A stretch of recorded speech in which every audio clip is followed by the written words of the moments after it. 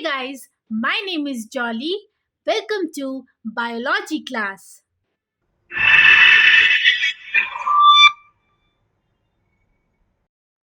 Hey guys, my name is Jolly. Welcome to biology class. तो आज के ये वीडियो में हम शुरू करेंगे class 11 biology first chapter the living world. This is on ISC syllabus. आज इस वीडियो में हम टॉपिक को अच्छे से कवर करेंगे और वीडियो के एंड तक आपको ये टॉपिक बहुत इजी लगने लगेंगे, ये मेरी गारंटी है। तो चलो बिना देर किए शुरू करते हैं। Let's get started. Topics to be covered are: what is living organism, characteristics of living organism, differentiate between characteristic features and defining features, biodiversity, binomial nomenclature. In this video, we will learn till binomial nomenclature, and then from the next video, we will continue the same chapter.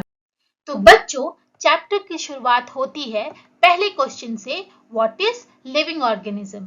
Living organism क्या है? Living का मतलब हुआ life, है ना। और आपने अपने जूनियर क्लासेस में ये पढ़ रखा है कि लिविंग थिंग्स के कुछ कैरेक्टरिस्टिक्स होते हैं, है ना बच्चों। तो क्या क्या कैरेक्टरिस्टिक्स होते हैं? वो ग्रो कर सकते हैं, वो रिप्रोड्यूस कर सकते हैं, वो मेटाबॉलिज्म शो करते हैं, है ना, वो मूवमेंट और लोकोमोशन करते हैं। इसका मतलब है वो एक जगह से दूसरी जगह जा सकते हैं, मूव कर सकते हैं।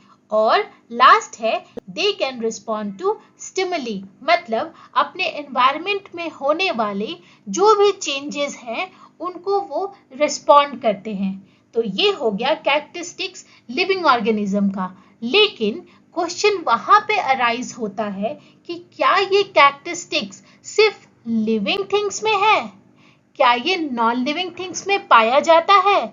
तो बच्चों, वही हम आगे देखेंगे कि कौन सा कैरेक्टरिस्टिक्स डिफाइनिंग फीचर्स है और कौन सा कैरेक्टरिस्टिक फीचर्स है। और हम ये भी जानेंगे कि डिफाइनिंग फीचर क्या होता है और कैरेक्टरिस्टिक फीचर क्या होता है। तो चलो बच्चों, देखते हैं हमारा पहला कैरेक्टरिस्टिक्स जो है ग्रोथ।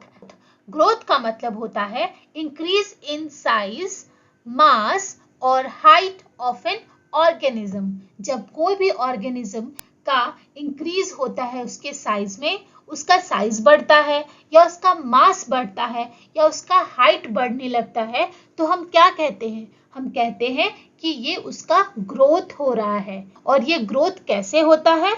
ये होता है due to increase in number of cell और प्रोटोप्लाज्म बाय सेल डिवीजन। तो ये होता है लिविंग ऑर्गेनिज्म में। फॉर एग्जाम्पल, इस पिक्चर में आप प्लांट देख रहे हो ना, ये पहले छोटा है, फिर धीरे धीरे इसका साइज बड़ा होते जा रहा है, इसका हाइट बढ़ रहा है। तो ये कैसे हो रहा है? क्योंकि इसका नंबर ऑफ सेल इंक्रीज कर रहा है, नंबर ऑफ सेल या प्रोटोप्लाज्म इंक्रीज कर रहा है, तो ये ग्रोथ दिखा रहा है। तो ये हो गया लिविंग ऑर्गेनिज्म की बात। लेकिन आपने माउंटेन भी देखा है और सैंड माइन।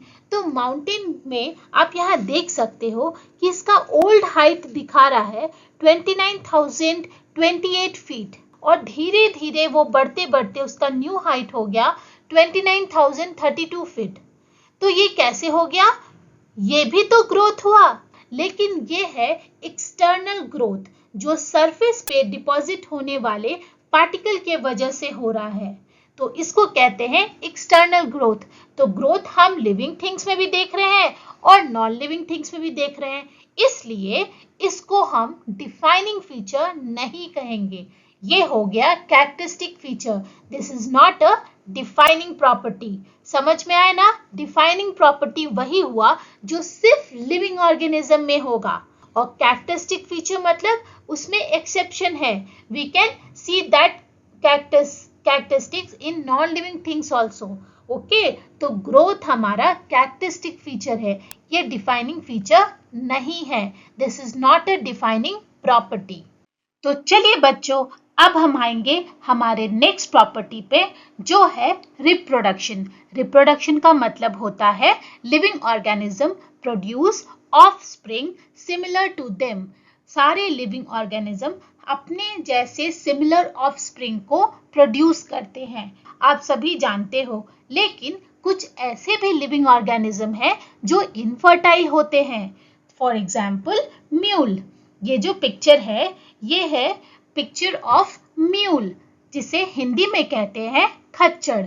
ये जो जानवर है ये प्रोड्यूस होता है by mating of male donkey and female horse, और ये this animal mule is infertile. They cannot reproduce. उसी तरह से हमारा नेक्स्ट एग्जाम्पल है स्टेराइल वर्कर बीज। वर्कर बीज हनी बी के कॉलोनी में से एक ग्रुप ऑफ बीज है जो इनफर्टाइल होते हैं, और हम कुछ ह्यूमन कपल्स को भी जानते हैं या देखते हैं जो इनफर्टाइल होते हैं। तो क्या बच्चों आप बोलोगे कि ये सब नॉन लिविंग थिंग्स है? नहीं ना। इसीलिए रिप्रोडक्शन प्रॉपर्टी डिफाइनिंग प्रॉपर्टी नहीं है, ये कैरेक्टरिस्टिक प्रॉपर्टी है, क्योंकि ये लिविंग थिंग्स में है भी और नहीं भी है, इसलिए हम इन्हें कहते हैं characteristic property. It is not a defining property. Okay, तो चलिए बच्चों अब हम बात करते हैं हमारे फर्स्ट डिफाइनिंग फीचर के, जो है मेटाबॉलिज्म। मेटाबॉलिज्म का मतलब होता है केमिकल रिएक्शन। क्या होता है? हमारे बॉडी में बहुत सारे केमिकल रिएक्शंस होते रहते हैं। हमारा बॉडी किस चीज से बना हुआ है? सेल का बना हुआ है।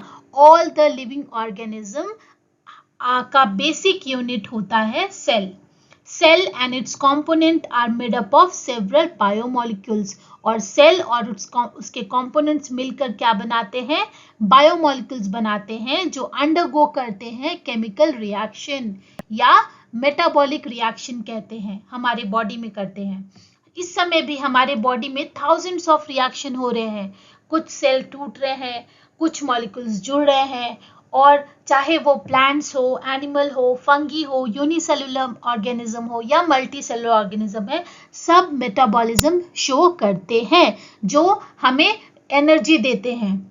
लेकिन जो नॉन लिविंग थिंग्स होते हैं बच्चों, वो मेटाबॉलिज्म शो नहीं करते हैं। इसीलिए metabolism is a defining property. तो चलिए अपने कॉपी में नोट डाउन करिए, पहला डिफाइनिंग प्रॉपर्टी क्या है? मेटाबॉलिज्म। गुड। तो चलिए बच्चों देखते हैं हमारे नेक्स्ट डिफाइनिंग प्रॉपर्टी को, जो है कॉन्शियसनेस या रिस्पॉन्स टू एक्सटर्नल स्टिमुलाई। इसका मतलब हुआ हमारे आसपास होने वाली चीजों को, हमारे एनवायरनमेंट में अगर कोई भी चेंज हो रहा है उसको हम तुरंत ही रिस्पॉन्ड करते हैं। इसी को कहते हैं कॉन्शियसनेस। कॉन्शियसनेस का मतलब हुआ अपने एक्सटर्नल सराउंडिंग को लेके अवेयरनेस होना, या किसी भी एक्सटर्नल स्टिमुली के प्रति रिस्पॉन्ड करने की क्षमता रखने को हम कॉन्शियसनेस कहते हैं। जैसे अगर आप किसी गर्म बर्तन को जब छूते हो तो क्या करते हो? तुरंत अपना हाथ पीछे करते हो ना, तो इसी को कहते हैं कॉन्शियसनेस। और उसी तरह से प्लांट्स भी कॉन्शियसनेस शो करते हैं। फॉर एग्जाम्पल सनफ्लावर, आप सभी जानते हो सनफ्लावर हमेशा लाइट के तरफ मुड़ जाता है। और यूनिसेलुलर ऑर्गेनिज्म भी, जैसे प्रोकैरियोट्स और यूकैरियोट्स भी सिग्नल के प्रति रिस्पॉन्ड शो करता है। इसीलिए सारे लिविंग ऑर्गेनिज्म में कॉन्शियसनेस प्रॉपर्टी होते हैं, इसीलिए इसे हम डिफाइनिंग प्रॉपर्टी कहते हैं। पर आपके एनसीईआरटी में एक क्वेश्चन है, चलिए वो क्वेश्चन सॉल्व करते हैं। यहाँ एक पिक्चर है जिसमें ये एक पेशेंट है जो कोमा में है। तो क्या आप बता सकते हो कि will a patient in coma will be considered dead और अलाइव? बताइए, ये पेशेंट जो कोमा में है इसे आप लिविंग कहोगे या इसे आप डेड कहोगे? सोचो। ये पेशेंट बाहरी एनवायरनमेंट पर रिस्पॉन्ड नहीं कर रहा है। आप उसको छुओगे या आप उससे कुछ भी बात करोगे वो कोई जवाब नहीं देगा। लेकिन जब उसे डॉक्टर मेडिसिन देता है तो आफ्टर टेकिंग दैट मेडिसिन कुछ तो मेटाबॉलिज्म उसके अंदर हो रहा है।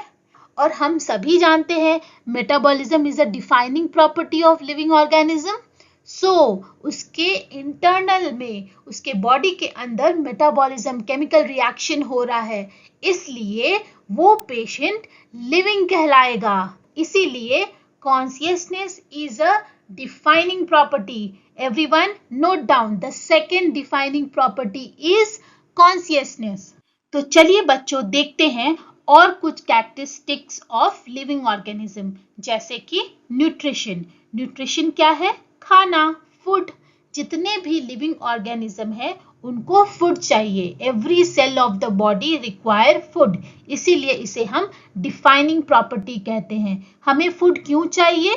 Because this food assimilate and used as a source of energy. यही खाना हमें एनर्जी देता है ना. हम जब खाना नहीं खाते हैं तो वीक हो जाते हैं ना, हम वीक फील करते हैं, इसलिए यही फूड हमें एनर्जी देता है. लेकिन नॉन लिविंग थिंग्स को फूड नहीं चाहिए, इसीलिए nutrition is a defining property. Okay children. Next है रेस्पिरेशन. रेस्पिरेशन भी डिफाइनिंग प्रॉपर्टी है. तो ये हमारा फोर्थ डिफाइनिंग प्रॉपर्टी हुआ. Okay, note it down. तो रेस्पिरेशन क्या है? हमने जूनियर क्लासेस में पढ़ा है. रेस्पिरेशन एक प्रोसेस है जिसमें हम जो खाना खाए, जो न्यूट्रिशन लिए, वो खाना ऑक्सीजन के प्रेजेंस में टूटकर एनर्जी प्रोड्यूस करता है in the form of ATP. तो इसी प्रोसेस को हम रेस्पिरेशन कहते हैं. और रेस्पिरेशन सिर्फ लिविंग ऑर्गेनिज्म में होता है, नॉन लिविंग ऑर्गेनिज्म में नहीं होता है. All life process require energy. हमें एनर्जी चाहिए, and food obtained by nutrition is used as a source of this energy. ठीक है. तो the process of breaking down energy rich compound. energy rich compound का मतलब हुआ फूड. जो आप खाना खाए वो टूट के हमें प्रोवाइड किया एनर्जी, इसी को हम रेस्पिरेशन कहते हैं. और ये रेस्पिरेशन प्रोसेस जो है वो सिर्फ लिविंग ऑर्गेनिज्म में होता है, इसीलिए इस प्रोसेस को हम, इस कैरेक्टरिस्टिक्स को हम डिफाइनिंग प्रॉपर्टी कहते हैं. This is given in your book, so you have to learn this also. Okay, so respiration and nutrition both are defining property. तो चलिए देखते हैं हमारा लास्ट डिफाइनिंग प्रॉपर्टी को, जो है एडेप्टेशन. एडेप्टेशन का मतलब होता है कि हम अपने बॉडी में कुछ चेंज कर लेते हैं, स्ट्रक्चर में या फंक्शन में या बिहेवियर में, सो दैट हम उस एनवायरनमेंट में अच्छे से अडेप्ट कर सकें. इसी को बोलते हैं अडेप्टेशन. और ये सिर्फ लिविंग ऑर्गेनिज्म करते हैं. Living organism posses a tendency to change in their structure, function and behaviour that improve their capacity to survive. Survive करने के लिए हम एनवायरनमेंट के अकॉर्डिंगली अपने आप को बदल लेते हैं, इसी को कहते हैं अडेप्टेशन. और ये सिर्फ लिविंग ऑर्गेनिज्म में होता है, नॉन लिविंग थिंग्स में नहीं होता है बच्चों. इसीलिए ये एक डिफाइनिंग प्रॉपर्टी है. जैसे एक एग्जाम्पल लेते हैं, फिश. आपने फिश को देखा है, उसका जो बॉडी है, the body of a fish is an perfect example of aquatic adaptation. इसीलिए ये है डिफाइनिंग प्रॉपर्टी. ओके, अब एक लास्ट प्रॉपर्टी है मूवमेंट. मूवमेंट क्या है? मूवमेंट हुआ एक जगह से दूसरी जगह मूव करना. The movement shown by living organism come from within and they move for various reason. हम बहुत कारणों से मूव करते हैं, फूड के लिए, शेल्टर के लिए, एक्सेट्रा.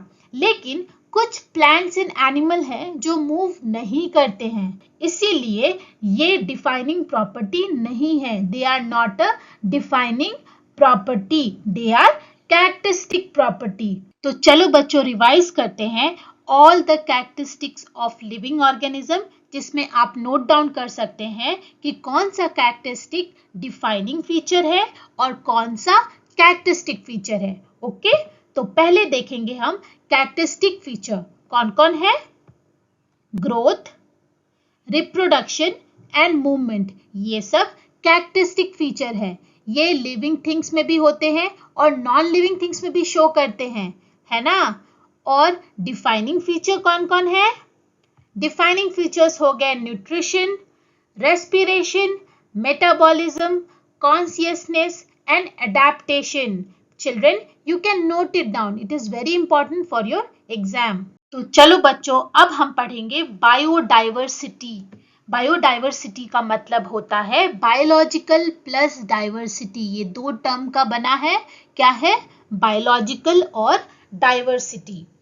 बेसिकली इसका मतलब होता है आपके चारों तरफ दिखने वाले जितने भी लिविंग ऑर्गेनिज्म हैं उनके अंदर कितनी वैरायटी है, उसी को कहते हैं बायोडाइवर्सिटी। ये टर्म किसने दिया था? ये term coined by Walter G. Rosen. Note it down children, it is important. In 1985 जितने भी लिविंग ऑर्गेनिज्म हैं पूरे वर्ल्ड में प्रेजेंट हैं और उसको आइडेंटिफाई किए गए हैं, उनका नंबर पता है कितना है? The number of species that are known and described range between 1.7 to 1.8 million. सोचो हमारे आसपास कितने लिविंग ऑर्गेनिज्म हैं? 1.7 to 1.8 मिलियन, जिसमें से out of these 1.25 million animal species हैं और 0.5 मिलियन प्लांट स्पीसीज हैं। Note it down children. तो ये इसी को कहते हैं बायोडाइवर्सिटी। और इसको हम कैसे पढ़ते हैं? इनको पढ़ने के लिए हम स्टेप बाय स्टेप प्रोसीजर को फॉलो करते हैं। कैसे? कुछ प्रोटोकॉल को फॉलो करते हैं। सबसे पहले हम किसी भी लिविंग ऑर्गेनिज्म को डिस्क्राइब करते हैं उसके आइडेंटिफाई फीचर से। ठीक है, पहले उसके आइडेंटिफाई फीचर से डिस्क्राइब करते हैं, फिर उसके बाद उस ऑर्गेनिज्म को हम आइडेंटिफाई करने के बाद उसको हम कैरेक्टरिस्टिक फीचर्स के ग्रुप में बांट देते हैं। ठीक है, और फिर फाइनली हम उसको एक नाम दे देते हैं, उस ग्रुप को एक नाम दे देते हैं। इसी नाम देने के टर्म को हम कहते हैं नॉमेनक्लेचर। क्या कहते हैं? Nomenclature. To study such a huge number of organism. अब इतना बड़ा नंबर है तो उसको अब हम बांट देंगे ना। पहले उसको आइडेंटिफाई करेंगे, अच्छा ये इसकी तरह दिखता है और इसकी कैरेक्टरिस्टिक्स इसकी तरह है, इस ग्रुप की तरह है। ठीक है, तो अब इस ग्रुप को एक नाम दे दो। तो study a huge number of organism, they need to be identify, describe and named. We use nomenclature. तो अब हम आगे पढ़ेंगे बाइनोमियल नॉमेनक्लेचर के बारे में, जो बहुत इंपॉर्टेंट है। ठीक है, तो चलिए देखते हैं बाइनोमियल नॉमेनक्लेचर। तो चलिए बच्चों, अब हम डिस्कस करते हैं हमारे नेक्स्ट टॉपिक को, बाइनोमियल नॉमेनक्लेचर। नॉमेनक्लेचर की नीड क्यों पड़ती है? किसी भी लिविंग ऑर्गेनिज्म के बारे में बात करने के लिए हमें उसे एक नाम असाइन करना पड़ता है। इसलिए हम हर लिविंग ऑर्गेनिज्म को कुछ कॉमन नेम असाइन करते हैं, जैसे कैट, माउस, मनी प्लांट, है ना, एक्सेट्रा। बट अक्सर ये कॉमन नेम जो है ना, वो मिसलीडिंग हो जाते हैं, कंफ्यूजन पैदा करते हैं। कैसे? आपके बुक में भी दिया है।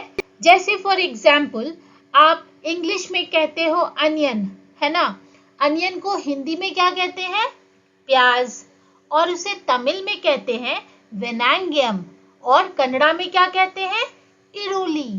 तो एक ही ऑर्गेनिज्म का डिफरेंट नाम हो गया ना, तो क्या ये कंफ्यूजन पैदा नहीं करेगा? जरूर करेगा। अगर कोई एक से ज्यादा भाषा जानता है उसको तो बड़ी कंफ्यूजन होगी, है ना बच्चों। इसीलिए इसी कंफ्यूजन को दूर करने के लिए एक स्टैंडर्ड सिस्टम ऑफ नॉमेनक्लेचर को प्रपोज किया गया to avoid confusion caused due to usage of different names. ठीक है, अब किसने प्रपोज किया? तो इस बाइनोमियल नॉमेनक्लेचर पे बहुत सारे साइंटिस्ट ने कंट्रीब्यूशन किया था, लेकिन सर कैरोलस लिनियस, जिनका पिक्चर आप देख सकते हो, ये है सर कैरोलस लिनियस, जिसने अपने बुक स्पीसीज प्लांटेरम में ये पब्लिश किया था, जिसे ओवरऑल वर्ल्ड वाइड एक्सेप्ट किया गया है। स्पीसीज प्लांटेरम 1753 में उन्होंने पब्लिश किया, जिनके नॉमेनक्लेचर को, स्टैंडर्ड सेट ऑफ नॉमेनक्लेचर को वर्ल्ड वाइड एक्सेप्ट किया गया है। तो उन्होंने क्या बताया, चलिए देखते हैं। उन्होंने हमें कुछ सेट ऑफ रूल्स को गाइड दिया है। उस रूल को हम कहते हैं इंटरनेशनल कोड ऑफ नॉमेनक्लेचर। क्या कहते हैं? International code of nomenclature. ठीक है, तो उसमें 2 कोड आते हैं जो बहुत इंपॉर्टेंट है। अगर आपको कोई ऐसा ऑर्गेनिज्म दिखा प्लांट में और आप उसको नाम देना चाहते हो, तो आप यूज करोगे ICBN के सेट ऑफ रूल्स को, ठीक है, जिसको कहते हैं international code of botanical nomenclature, उसके अकॉर्डिंगली आप उसको नाम दोगे, उसमें जो भी सेट ऑफ रूल्स है, ठीक है बच्चों। और अगर आपको कोई ऐसा एनिमल मिला और आप उनको नाम देना चाहते हो तो आप ICZN का यूज करोगे, ठीक है, उसके इंटरनेशनल कोड ऑफ नॉमेनक्लेचर का यूज करके उसे नाम दोगे, जिसे कहते हैं international code of zoological nomenclature, ठीक है। तो ये दोनों बहुत इंपॉर्टेंट है, you have to remember this. तो चलिए चलते हैं अपने नेक्स्ट स्लाइड पर। तो अब हम डिस्कस करने वाले हैं उन रूल को जिन्हें हमें फॉलो करना है while assigning a scientific name to any organism under binomial system of nomenclature. So the first rule is any scientific name of any living organism has two components. किसी भी scientific name का दो components होता है। पहला generic name, generic name का मतलब है कि वो उसके जीनस को डिनोट करता है, और दूसरा है स्पेसिफिक एपिथेट, इसका मतलब है वो बताता है कि ये कौन सी स्पीसीज की है, ओके। दूसरा रूल है scientific names are either of Latin origin और आर लैटिनाइज्ड। तो लैटिनाइज्ड का मतलब ये हुआ कि जितने भी साइंटिफिक नेम्स आप बनाओगे तो उसको हमेशा आप लैटिन ओरिजिन में ही रखोगे, के वर्ड्स में ही रखोगे। क्यों? क्योंकि लैटिन एक डेड लैंग्वेज है, इसमें नए वर्ड्स ऐड नहीं होते हैं, इट इज प्रिजर्व्ड, इसीलिए हम हमेशा लैटिन ओरिजिन ही यूज करते हैं। तीसरा रूल है the generic name starts with the capital letter whereas species name begin with small letter. ऐसा क्यों? जेनेरिक नेम जो होता है ना वो प्रॉपर नाउन होता है, और हमें पता है, आपने पढ़ा होगा कि नाउन को हम हमेशा कैपिटल लेटर में लिखते हैं, इसीलिए जेनेरिक नेम हमेशा कैपिटल लेटर में लिखा जाता है। Whereas the species name begin with small letter, क्योंकि वो एडजेक्टिव होता है। एडजेक्टिव का क्या मतलब है? वो उस नाउन के बारे में बताता है, डिस्क्राइब करता है, इसीलिए वो स्मॉल लेटर में होता है, ओके। तो जेनेरिक नेम प्रॉपर नाउन होता है और specific name, species name adjective होता है जो नाउन को डिस्क्राइब करता है, ठीक है। नाउ जो लास्ट रूल है वो ये बताता है कि scientific name should be written in italic. अगर आप टाइप कर रहे हो या प्रिंटेड फॉर्म में साइंटिफिक नेम को लिख रहे हो तो वो इटैलिक फॉन्ट में होगा, और अगर आप हाथ से लिख रहे हो तो उसको आपको अंडरलाइन करना होगा। तो ये सारे रूल्स हैं जो आपको हमेशा कंसिडर करना है while giving any scientific name to any organism. Okay, now let's see one example. This is the picture of Pisum sativum. So you can see the first word. You can see here children. The first word is in capital.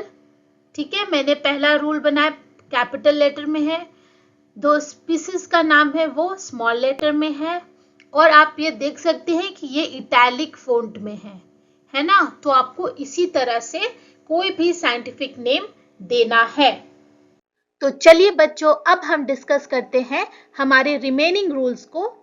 जब भी हमें किसी भी scientific name में उसके author, जिसने उस particular plant या एनिमल के स्पीसीज को सबसे पहली बार डिस्क्राइब किया था, उसको मेंशन करने के लिए हम उस ऑथर का नाम एब्रिविएटेड फॉर्म में लिखेंगे, ठीक है। Name of the author should appear in abbreviated form after the specific epithet. Specific epithet के आगे आपको लगाना है। फॉर एग्जाम्पल यहाँ पे लिखा है पाइसम सैटिवम, ठीक है। तो यहाँ पे कैपिटल एल, ये क्या है? ये जो ऑथर है कैरोलस लिनियस, ऑथर के abbreviated form capital L dot हम वहां पर लिखेंगे स्पेसिफिक एपिथेट के आगे, ठीक है। तो ये हमारा लास्ट रूल है ऑफ बाइनोमियल नॉमेनक्लेचर। अब नेक्स्ट वर्ड आता है टॉटोनिम्स।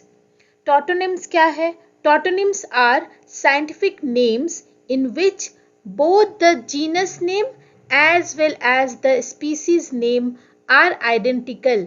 यहाँ पर जेनेरिक नेम और स्पेसिफिक एपिथेट दोनों सेम होता है. ये हमें zoological nomenclature में दिखाई देगा. You will not find this in botanical nomenclature. Okay? For example, पहला वर्ड है नाजा नाजा. नाजा नाजा क्या है? ये कोबरा. कोबरा का साइंटिफिक नाम है नाजा नाजा. Here you can see the generic name and the specific epithet is same. Even the spelling is also same. Next name is Rattus rattus. Rattus rattus किसको कहते हैं? ब्लैक रैट को. ठीक है, मैंने पिक्चर भी दिया है. Rattus rattus also is example of tautonyms where the generic name and specific epithet is same. Okay?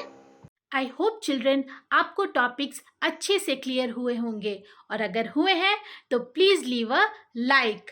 आप कमेंट सेक्शन में मुझसे डाउट पूछ सकते हो और मुझे फीडबैक भी दे सकते हो, ताकि मैं अपने वीडियोस को इम्प्रूव कर सकूं और आपके सारे टॉपिक्स को अच्छे से समझा सकूं. Till then, thank you for watching. Stay curious. Bye bye.